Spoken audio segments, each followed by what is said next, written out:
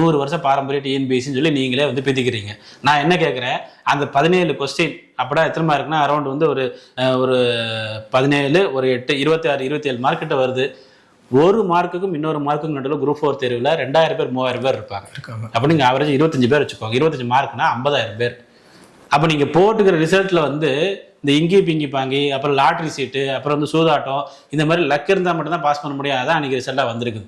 சரிங்களா? 4 பேர் இறந்து போனாங்க அந்த குரூப் 4 தேர்வில் வந்து பார்த்தீங்க அப்படின்னா.